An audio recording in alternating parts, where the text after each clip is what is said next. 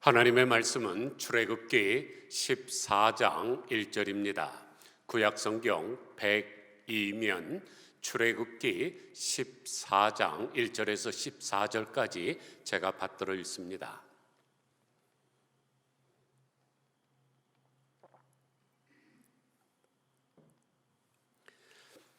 여호와께서 모세에게 말씀하여 이르시되 이스라엘 자손에게 명령하여 돌이켜 바다와 믹돌 사이에 비하히롯 앞 곧 바알스본 맞은편 바닷가에 장막을 치게 하라.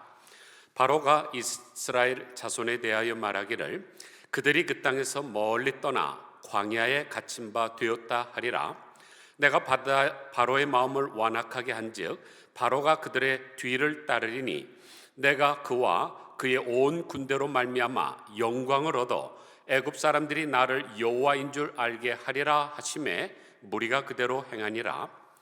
그 백성이 도망한 사실이 애굽 왕에게 알려짐에 바로와 그의 신하들이 그 백성에 대하여 마음이 변하여 이르되 우리가 어찌 이같이 하여 이스라엘을 우리를 섬김에서 놓아 보내었는가 하고 바로가 곧 그의 병거를 갖추고 그의 백성을 데리고 갈새 선발된 병거 600대와 애굽의 모든 병거를 동원하니 주의관들이 다 거느렸더라.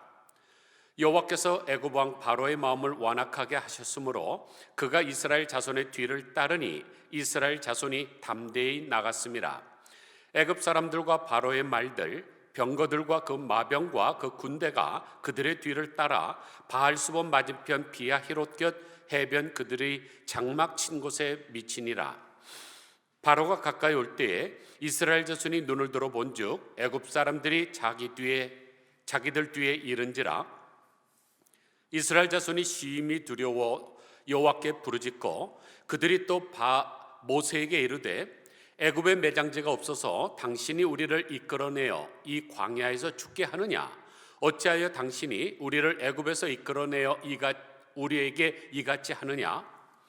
우리가 애굽에서 당신에게 이른 말이 이것이 아니냐? 이르기를 우리를 내버려 두라. 우리가 애굽 사람을 섬길 것이라 하지 아니하더냐? 애굽 사람을 섬기는 것이 광야에서 죽는 것보다 낫겠노라. 모세가 백성에게 이르되 너희는 두려워하지 말고 가만히 서서 여호와께서 오늘 너희를 위하여 행하시는 구원을 보라. 너희가 오늘 본 애굽 사람을 영원히 다시 보지 아니하리라. 여호와께서 너희를 위하여 싸우시리니 너희는 가만히 있을지니라. 아멘.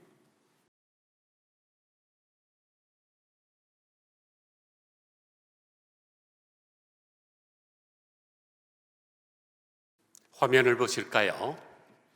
이게 뭘까요? 왼쪽에 있는 것은 진흙으로 만든 벽돌이고 오른쪽은 달콤한 초콜릿으로 만든 덩어리입니다. 그런데 어떻습니까? 모양이나 색깔이 비슷하지요.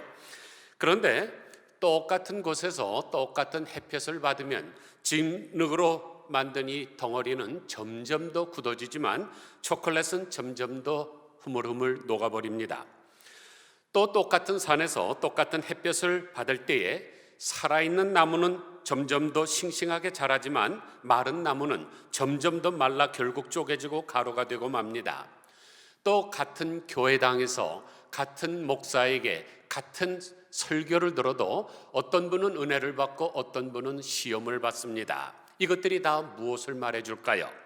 같은 상황이라 할지라도 언제나 두 가지 반응이 있다는 것이죠. 그래서 우리말에 이 위기라는 말은 참 재미있는 말입니다. 왜냐하면 위기의 위는 위험도 되지만 기자는 기회도 되기 때문입니다. 그래서 어리석은 사람은 위기 속에서 더 위험한 상황을 만들어내지만 지혜로운 사람은 위기를 오히려 전화위복의 기회로 삼아서 새 역사를 창조해 갑니다. 그런데 지금 우리가 살고 있는 이 시대는 어떠한 시대입니까? 신문의 헤드라인을 보면 잘 알겠죠. 왜냐하면 신문의 기능이 그런 것이기 때문입니다.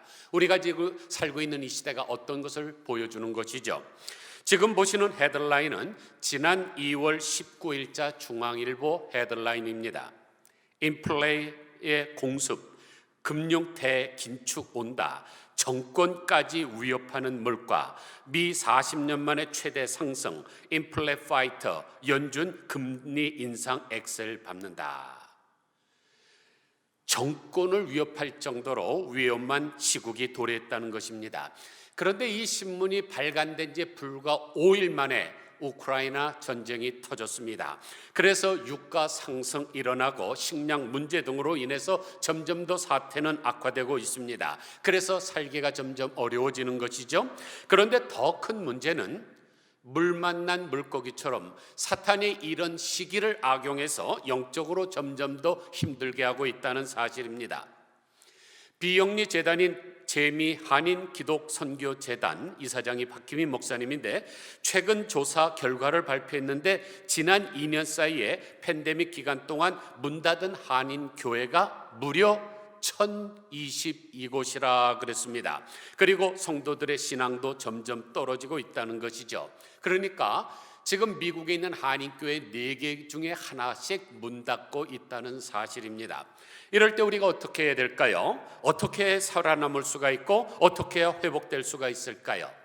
오늘 본문이 좋은 정답을 가르쳐주고 있습니다. 오늘 본문의 내용은 이스라엘 백성들이 애굽에서 430년 동안 종노릇하다가 하나님의 은혜로 나온 후에 두 번째 장막 친 곳에서 발생한 사건입니다. 그런데 2절을 보니까 이스라엘 자손에게 명령하여 돌이켜 바다와 믹돌 사이에 비아히롯 앞 곧 바알스본 맞은편 바닷가에 장막을 치게 하라 그랬습니다. 그런데 여기 믹돌이라는 히브리 단어는 망대 또는 요새라는 뜻입니다. 그러니까 양쪽이 절벽같이 되어 있는 곳입니다. 그래서 그곳으로 지금 이스라엘 백성들이 가는 데는 앞에는 홍해가 가로막고 있습니다. 뒤에서는 애국 군대가 쳐들어오죠. 도간에 든 쥐입니다. 이런 것을 우리가 가리켜서 진퇴유곡 이렇게 부르죠. 골짜기 곡자를 써서 또 진퇴양난이라고도 합니다. 그래서 3절을 보니까 바로가 이스라엘 자손에 대하여 말하기를 그들이 그 땅에서 멀리 떠나 광야에 갇힌 바 되었다 하리라. 한마디로 도간에 든 쥐인데 no way out입니다. 도망갈 곳이 없습니다. 이제 이스라엘의 운명은 풍전등화, 즉 강통 앞에 있는 촛불처럼 되어버리고 말았습니다. 그러면 이러한 난세와 역경 속에 있을 때 성도들이 가져야 하는 마음 자세는 어떤 것일까요? 첫 번째는 기대하는 마음입니다. 우리는 인생을 살아가면서 항상 기대감에 충만해야 됩니다. 그런데 기대감을 다른 말로 소망이라고도 할 수 있겠죠. 내일보다 오늘, 오늘보다 내일이 더 낫고 명년은 금년보다 나아지리라는 기대감은 우리에게 인생을 활기차게 살아갈 수 있는 큰 힘을 제공합니다. 그런데 막연한 기대를 해서는 안 되죠. 그리고 불안한 대상을 해서 기대를 해서도 안 됩니다. 영원하고 확실한 소망의 대상이 있어야 되는데 그분이 바로 우리의 좋으신 하나님 아버지십니다. 그래서 시편 37편 9절을 보면 대저 행악자는 끊어질 것이나 여호와를 기대하는 자는 땅을 차지하리로다 그랬습니다. 그래서 하나님을 기대하는 사람은 어려운 일이 생겨도 하나님을 사랑하는 자 곧 그 뜻대로 부르심을 입은 자들에게는 모든 것이 합력하여 선을 이루느니라는 말씀을 믿으면서 감사할 수 있습니다. 그래서 요즘과 같이 모든 사람들이 절망이다 라고 말할 때 아니에요, 아직 희망이 있어요 라고 말할 수 있는 사람은 정말로 귀한 사람입니다. 그런 사람이 나라를 구하는 사람이고 가정을 구하는 사람이고 교회를 구하는 사람입니다. 그런데 우리는 언제나 희망을 말할 수가 있습니다. 왜냐하면 희망의 하나님으로부터 메시지를 받았기 때문입니다. 예레미야서 29장 11절을 보니까 여호와의 말씀이니라 너희를 향한 나의 생각을 내가 아나니 평안이요 재앙이 아니니라 너희에게 미래와 희망을 주는 것이니라 그랬습니다. 그러므로 우리는 이렇게 세상을 향해 외쳐야 됩니다. 희망의 하나님이 모든 기쁨과 평강을 믿음 안에서 너희에게 충만하게 하사 성령의 능력으로 소망이 넘치게 하시기를 원하노라. 오늘 본문을 보니까 모든 사람들이 다 좌절하고 낙심하고 있을 때 희망을 전하는 선지자 한 분이 있습니다. 바로 모세인데, 모세가 그렇게 희망의 메시지를 전할 수 있었던 까닭도 하나님께 들었기 때문입니다. 그래서 13절에서 이렇게 말하죠. 너희는 두려워하지 말고 가만히 서서 여호와께서 오늘 너희를 위하여 행하시는 구원을 보라. 너희가 오늘 본 애굽 사람을 영원히 다시 보지 아니하리라. 여호와께서 너희를 위하여 싸우시리니 너희는 가만히 있을지어다. 그러므로 하나님의 백성들은 모두 소망을 가지고 암울한 세상을 향해서 희망의 메시지를 전해야 됩니다. 그래서 시바툴이라고 하는 미국 목사님이 이런 말을 했죠. 희망은 믿음의 아버지다. 아버지가 있어야 자식이 생기듯이 희망이 있어야 믿음이 생긴다는 뜻입니다. 그러므로 우리는 어떠한 상황 속에서도 기대감을 가져야 됩니다. 욥기 14장 7절을 보면 나무는 소망이 있나니 찍힐지라도 다시 움이 나서 연한 가지가 끊이지 아니한다 그랬습니다. 여러분, 우리가 살아온 과거나 또 우리가 책으로 배웠던 지난날의 인류 역사를 한번 가만히 생각해 보시기 바랍니다. 인류 역사를 한마디로 할 수 있습니다. 전쟁의 역사입니다. 전쟁 사학자 리처드 가브리엘이 1992년에 출간한 전쟁 약사, 전쟁과 무기의 진화라는 책을 보면 전쟁이란 1,000명 이상 목숨을 앗아간 실제 싸움을 정의할 때 사용하는 단어인데, 과거 3,400여 년 가운데 인류가 전쟁 없는 평화를 누린 해는 오직 268년, 즉 전체 역사의 8%에 불과했다고 기술하고 있습니다. 그러니까 인류는 92%가 전쟁 애프터 전쟁입니다. 계속 전쟁을 하고 있습니다. 그런데 인류 역사가 어떻게 됐습니까? 전쟁으로 해서 망했습니까? 아니면 점점 더 좋아졌습니까? 우리가 잘 알듯이 계속해서 발전해 왔습니다. 제1차 세계대전 이후 더 잘 살게 됐고, 제2차 세계대전 이후 더 잘 살게 됐고, 제3차 대전이 일어난다고 인류의 종말은 절대로 일어나지 않습니다. 예수님이 오셔야 끝이지 인간들이 이 세상을 자기 마음대로 할 수 없습니다. 점점 더 좋아질 것입니다. 그러므로 기대감을 가지시고 걱정하지 마시기를 바랍니다. 세상에는 소원을 품고 사는 사람과 소망을 품고 사는 사람이 있습니다. 소원이나 소망, 우리가 볼 땐 그거 다 똑같은 것 같지만 그렇지가 않습니다. 소원은 자기의 이기적인 마음에서 발생하지만 소원은 하나님을 믿는 믿음에서 생겨나기 때문입니다. 그래서 소원을 품은 사람은 어려움이 당할 때 좌절합니다. 그러나 소망을 품은 사람은 하나님께서 그 어려운 상황을 선하게 이끌어 가실 것을 믿기 때문에 기대합니다. 그래서 소망을 품은 사람은 하나님과 살아있는 관계를 유지하고 삽니다. 그래서 소망을 품고 사는 사람의 삶에는 생기가 넘치죠. 그래서 로마서 5장 3절을 보면 우리가 환난 중에도 즐거워하나니 이는 환난은 인내를, 인내는 연단을, 연단은 소망을 이루는 줄 알미로라 그랬습니다. 그러므로 내일이면 더 좋을 것이다 라는 소망과 기대감을 가지고 사시기를 바랍니다. 두 번째는 기도하는 마음입니다. 어렵고 힘들 때 우리가 가장 먼저 해야 될 것이 기도입니다. 그런데 많은 사람들이 그렇지를 않아요. 먼저 불평과 원망이 나옵니다. 10절 보니까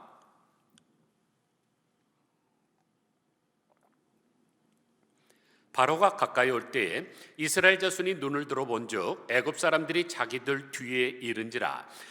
이스라엘 자손이 심히 두려워하여 여호와께 부르짖고 그들이 또 모세에게 이르되 애굽에 매장지가 없어서 당신이 우리를 이끌어내어 이 광야에서 죽게 하느냐? 어찌하여 당신이 우리를 애굽에서 이끌어내어 우리에게 이같이 하느냐 그랬습니다. 사랑하는 성도 여러분, 불평은 불에다가 기름을 붓는 것과 같습니다. 그래서 불평을 하면 점점 사태는 악화됩니다. 그리고 원망은 원해서 망하는 것이 원망입니다. 원망한다고 절대로 사태가 좋아지지 않습니다. 그러므로 사태가 좋아지기를 원한다면 우리는 기도해야 됩니다. 역대하 20장 1절을 보면 그 후에 모압 자손과 암몬 자손들이 마온 사람들과 함께 와서 여호와사밧을 치고자 한지라 그랬습니다. 즉 세 개 나라가 연합군을 형성해서 연약한 여호사밧을 공격하고 있습니다. 그런데 얼마나 상황이 어려운지 이 유다의 여호사밧 왕이 금식을 선포하고 전 국민으로 하여금 기도하게 합니다. 3절 보니까 여호사밧이 두려워하여 여호와께 낯을 향하여 간구하고 온 유다 백성에게 금식하라 공포하며 유다 사람이 여호와께 도우심을 구하려 하여 유다 모든 성읍에서 모여와서 여호와께 간구하더라 그랬습니다. 그러면서 여호사밧 왕은 성전 뜰 가운데 서서 이렇게 기도합니다. 그들이 와서 주께서 우리에게 주신 주의 기업에서 우리를 쫓아내고자 하나이다.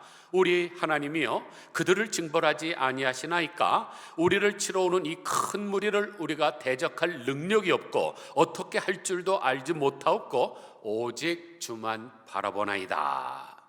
그리고 찬양대를 조직해서 하나님 앞을 하나님께 찬양하게 합니다. 그러자 어떻게 됐습니까? 21절 보면 노래하는 자들을 택하여 거룩한 예복을 입히고 군대 앞에서 행진하며 여호와를 찬송하여 이르기를 여호와께 감사하라 그의 인자하심이 영원하도다 하게 하였더니 그 노래와 찬송이 시작될 때에 여호와께서 복병을 두어 유다를 치러 온 암몬 자손과 모압과 세일산 주민들을 치게 하심으로 그들이 패하였으니 곧 암몬과 모압 자손이 일어나 세일산 주민들을 쳐서 진멸하고 세일산 주민들을 멸한 후에는 그들이 서로 쳐 죽였더라. 그러니까 좌증 질환이 일어나서 서로 자기들끼리 찌르고 죽여서 완전히 망하게 말았습니다. 여러분 생각해 보세요. 지금 세 개 나라가 연합군을 형성하고 엄청 군난 군대로 오는데 이스라엘 백성들, 이 유다 사람들이 한 게 뭡니까? 찬양대를 조직해서 하나님 앞에 찬양하게 했더니 하나님께서 대신 싸워주셨습니다. 손 대지도 않고 코를 푼 것입니다. 그런데 성경을 보면 기도로 승리한 이야기들이 참 많이 나오죠. 여러분 이스라엘 백성들이 아말렉과 전쟁을 할 때 여호수아가 칼질을 잘해갖고 이긴 게 아니잖아요. 산꼭대기에서 손을 들고 기도했던 모세 덕분이죠. 또 엘리야 선지자가 갈멜산에서 450명의 바알 선지자들과 싸운 승리한 것도 다른 것이 아닙니다. 무릎을 꿇고 하나님 앞에 기도했을 때 하나님이 불로 역사하신 것이죠. 여러분이 잘 아시는 인천 상륙작전, 역사가들은 그 작전이 성공할 확률이 5,000분의 1이었다고 합니다. 여러분 5,000분의 1이라면 정말로 확률이 없는 거죠. 0.01이 아닙니다. 그런데도 할 수 없이 그것을 강행했던 것은 사태가 그렇게 긴박했기 때문입니다. 제2차 세계대전 때 프랑스의 노르만디 해안에 상륙작전을 했을 때는 벌써 1년 전서부터 준비를 차곡차곡 했다가 한 작전입니다. 그런데 인천 상륙작전을 계획했던 것은 7월 22일입니다. 6.25 사변이 일어나고 3일 만에 일본에 있던 메가더 장군이 헬리콥터 타고 야밤에 와서 한번 순찰을 하고 머리에 구상하고 날짜로 정한 것이 7월 22일입니다. 그런데 대전이 함락당하고 낙동강 전선까지 밀린 데다가 거기다가 태풍까지 오는 바람에 도저히 상륙작전을 할 수가 없었습니다. 그런데 이 메가던 장군의 회고록을 보면 이렇게 기록되어 있습니다. 자비로우신 하나님 아버지시여, 변함없는 우리 군대를 가호해 주셔서 감사드립니다. 지금 대한민국은 저 무법자들에게 송두리째 유린당하고 있습니다. 지금 한국 국민들은 어린 자식들을 들쳐업고 포탄 속에 뒤섞여 모진 목숨을 이어가고 있습니다. 주님이시여, 도탄에 빠진 한국인들을 불쌍히 여기시사 저들도 인간으로서 누려야 될 행복을 되찾게 하옵소서. 주님, 간절히 비옵기는 저들의 숭고한 뜻을 저버리지 마옵시고 불어오는 바람을 멈추어 물길을 열어 주옵소서. 이 기도를 하나님이 들으시고 태풍을 멈게 하시고 그래서 물길을 열어주셔서 인천 상륙작전을 감행케 하시고 성공케 하신 것이 아닙니까? 이처럼 세상의 모든 것들은 다 변하지만 기도의 능력은 영원토록 변함이 없습니다. 그러므로 여러분이 어떠한 상황 속에서도 변함없는 승리를 원하신다면 기도하셔야 됩니다. 셋째로 기적을 사모하는 마음입니다. 일본이 낳은 성자의 유명한 전도자인 우찌무라 간조 목사님이 어느 날 길을 걸어가는데 한 사람이 다가와서 이렇게 말을 했습니다. 선생님, 저는 선생님의 말씀에 큰 감동을 받고 있는 과학도입니다. 과학적으로 볼 때 일본인에게 복음이 잘 전파되려면 성경에서 기적이라는 말을 빼는 것이 좋겠습니다. 요즘은 과학시대에서 사람들이 과학적인 사고를 하고 있으니 계속 기적에 관한 말을 하면 마음문을 닫을 것입니다. 그러니 성경에서 기적에 관한 이야기를 모두 빼버리고 그 대신 감동적인 교훈들만 전하면 더 많은 일본 사람들이 기독교를 받아들일 것이라고 생각합니다. 그러자 우찌무라 간조 목사님이 그 과학도에게 아주 단호하게 말했습니다. 젊은이, 만일 성경에서 기적이기를 빼버린다면 아마 두 가지밖에 남지 않을 걸세. 그게 무엇입니까? 성경 책 맨 앞에 있는 겉장과 맨 뒤에 있는 뒷장이라네. 성경은 창세기 1장부터 요한계시록 22장 끝절까지 모두 기적을 말하고 있다네. 기적이 없는 성경이란 있을 수가 없다네. 그러면서 우찌무라 간조 목사님은 창세기 1장 1절을 소개했습니다. 태초에 하나님이 천지를 창조하시니라. 그런데 하나님이 태초에 천지를 어떻게 창조하셨습니까? 오직 말씀으로 창조했습니다. 당시에는 아무것도 없었죠. 어떤 재료가 있어야 그것을 가지고 다른 것을 만들죠. 그런 것도 없을 때 오직 하나님의 말씀으로 세상을 창조하셨습니다. 그래서 하나님은 기적의 하나님이고 우리가 가진 성경책은 기적의 책입니다. 우리가 믿는 기독교도 기적의 종교고 기독교는 이론의 종교가 아닙니다. 그러므로 우리는 항상 기적을 고대해야 됩니다. 그런데 기적을 고대할 때 우리가 한 가지 주의할 점이 있습니다. 기적보다는 그 기적을 일으키는 장본인을 우리가 기억해야 한다는 것이죠. 어떤 아내는 남편이 여행 갔다 들어오면 남편을 바라보는 것이 아니라 남편의 손을 봅니다. 잘못된 것이죠. 남편이 가져오는 선물보다 더 중요한 것은 그 남편입니다. 성경은 기적이라는 단어보다 이적이라는 단어를 더 많이 사용하고 있습니다. 성경에서 기적이라는 단어는 12번 사용하는 반면에 이적이라는 단어는 41번 사용하기 때문입니다. 그런데 기적을 히브리어로 팔라라고 하고 헬라어로는 테라스라고 하는데 이적은 히브리어로 오트라고 하고 헬라어로는 세메이온이라 그럽니다. 그런데 이 세메이온은 신호를 보내다, 지시하다, 알리다, 보이다, 가르치다라는 뜻을 가진 세마이노에서 파생된 단어입니다.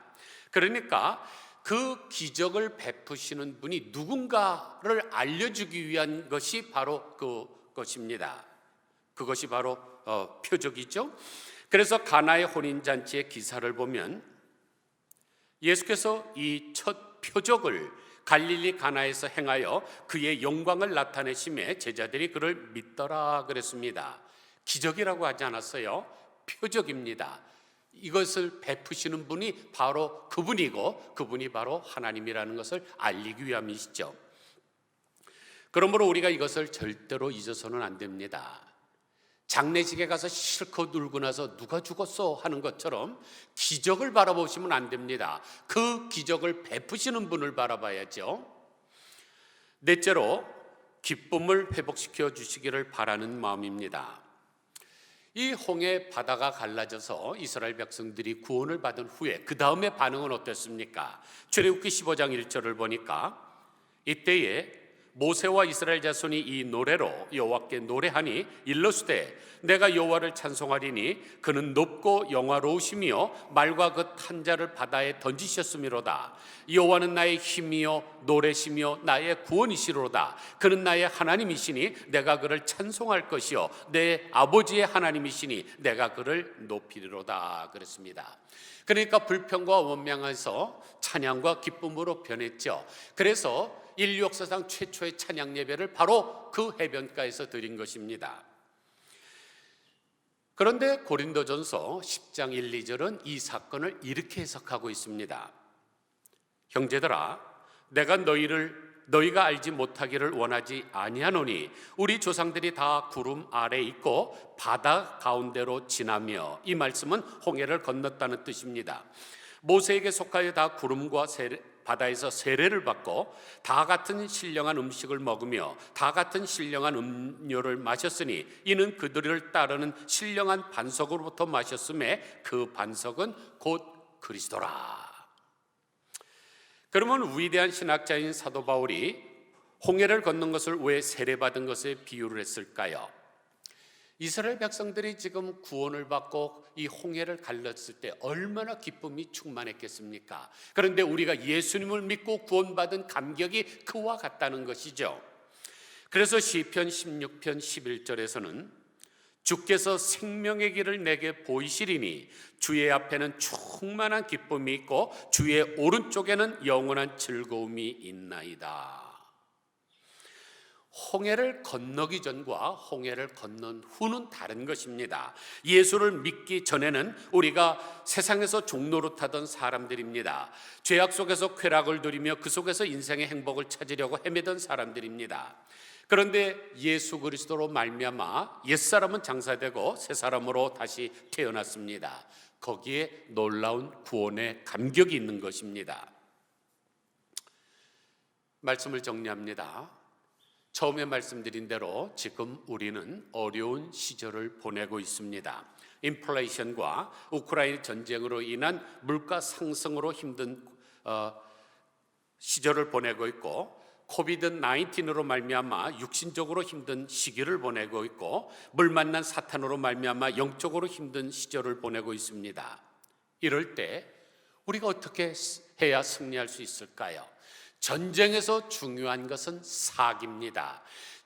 러시아 군대가 그렇게 많은 무기를 가지고도 지금 밀리고 있는 까닭은 그들은 사기가 떨어졌기 때문이고, 비록 무기는 열약하다 할지라도 사기가 충천했던 지금 우크라이나 군인들은 지금 승리로 나아가고 있습니다. 그러므로 우리가 사기가 충천해야 됩니다. 그런데 사기는 제가 지금까지 말씀드린 그 네 가지입니다. 첫째, 기대감. 두 번째, 기도. 셋째, 기적. 넷째, 기쁨. 이 네 가지가 승리를 위한 비결입니다. 이 네 가지 기운이 충천하면 우리는 어떠한 상황 속에서도 승리할 수 있습니다. 아무쪼록 어려운 때를 만날 때마다 기대감을 가지고 기도하시면서 기적을 체험하심으로 기쁨이 회복되는 우리 모두 다 되시기를 주님의 이름으로 간절히 축원드립니다. 기도하겠습니다. 하나님 아버지, 지금 다 어렵다고 고백을 합니다.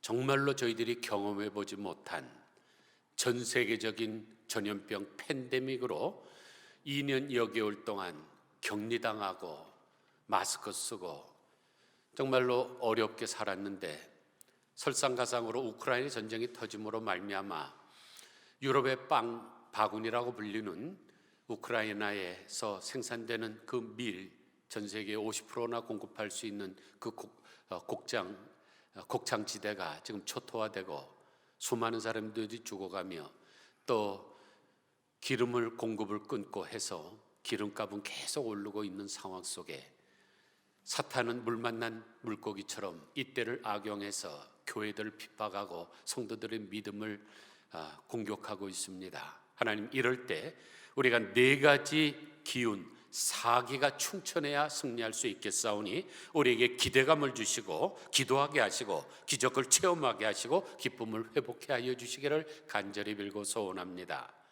하나님 아버지, 어렵다 할 때 세상 사람들이 그렇게 말할 때 아닙니다. 희망이 있습니다.